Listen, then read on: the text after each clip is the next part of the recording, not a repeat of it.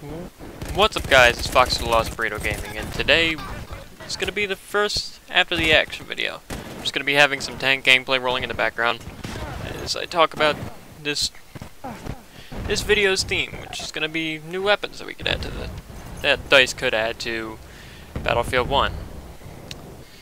Now, I managed to pick out 2 weapons for each class. One shotgun, 1 SMG, 2 semi-auto rifles, 2 LMGs, 2 rifles, and actually 2 pistols. Melee weapons I've excluded because you can do basically anything. First weapon up is for the assault class, being the Greener Riot shotgun. And for those who are kinda skeptical, yes, it is a Martini Henry. And it's pretty much the same premise, only the barrel has been shortened and it fires one 12-gauge shotgun shell. Figure it could be that powerhouse of a shotgun that nobody wanted, but it's be pretty cool in concept. The second up is also for the assault class, the Annihilator SMG, the predecessor to the Thompson submachine gun. This one I thought was pretty cool, and I had discussed back and forth with a couple of my friends some ideas, and this one was one I mentioned this one, and everyone seemed to like the idea, and it could work pretty well as an additive to the assault class, giving it a 45 automatic submachine gun. Next up is for the medic class, the Munier, probably butchering that name, A6. This is a semi-automatic rifle that at one point was actually voted to be the most advanced semi-auto rifle of the time, which was around World War II. Next up is the Rasmussen 1896. Reading off of my poor handwriting here. Now this thing is pretty cool, and you'll notice that it's pretty much the semi-auto equivalent to the Madsen LMG, and you'd be correct. That's pretty much what it is. Figure this could be, or maybe it could be automatic. I don't know. This could just be like a faster firing, more spam fire rifle, kind of like the auto-loading 8.25. So who knows? Next up, we have the support class with the M1895 Potato Digger. This one I thought was pretty interesting. It looked pretty cool on my end, at least. It could fit into a slower fire category, kind of being on the level of the Benny Mercier and the Perino. The next up is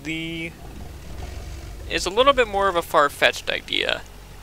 Now, the reason I thought up this one is because DICE has kind of not been too afraid to go a little bit after the First World War, so I kind of put this one in as just probably not going to happen, but it'd be a pretty cool idea. It's the Browning M1919 30 caliber machine gun, which is the gun that pretty much came after the gun they're adding in the Turning Tides DLC, which is the M1918, I believe. Okay, next up we have the sniper class, Scout. Up first is the Henry rifle, which I picked out because it's figured there's only one lever action rifle, and you can only do so many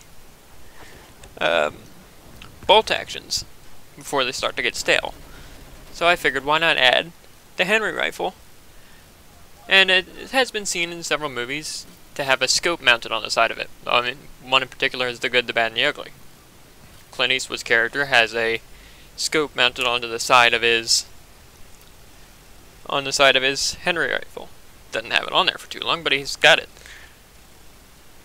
Or DICE could go that route, like the other snipers that are in the game, or they can go with the ridiculously long one that was built for the rifle. And this thing fired a semi-smaller cartridge, so I could imagine it would fire.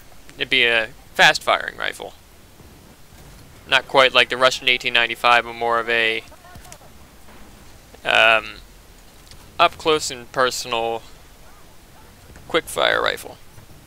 Next up we have the Krag Jorgensen rifle. This is a bolt-action rifle used by the Americans prior to using the 1903 Springfield. Didn't fire... I'm pretty sure it fired the same bullet. So I'm not sure how they would balance that out, to be honest. Just thinking about that now. Could be more of a medium range rifle as opposed to the 1903's extremely long range capability. But alright, now on to the pistols. The pistols that I picked out, it was supposed to be two different ones, but then I realized, yeah, it's not World War II. First one up is the Colt Navy. Colt Navy revolver. You think of Weston, you think of this. You think of the Colt Navy. It's an iconic gun. It'll be easy to pick out.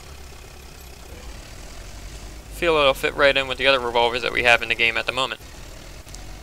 The next up is a Stepan. Originally I thought it was I could put the high power on here until I did a little research, and then it was the then I realized the high power didn't come out till after the war. But I decided to pick out the Nambu Type A pistol, which is the World War II equivalent to the World War II Nambu, which you see in World at War and a bunch of other World War II games. And I feel it would fit right in with the Arasaka that they're adding with the Turning Tides DLC. Alright, well, those are my picks for the weapons that might come out. If you got any suggestions, leave them down in the comments. Social media is down there. Leave a like, leave a comment. See you guys in the next video.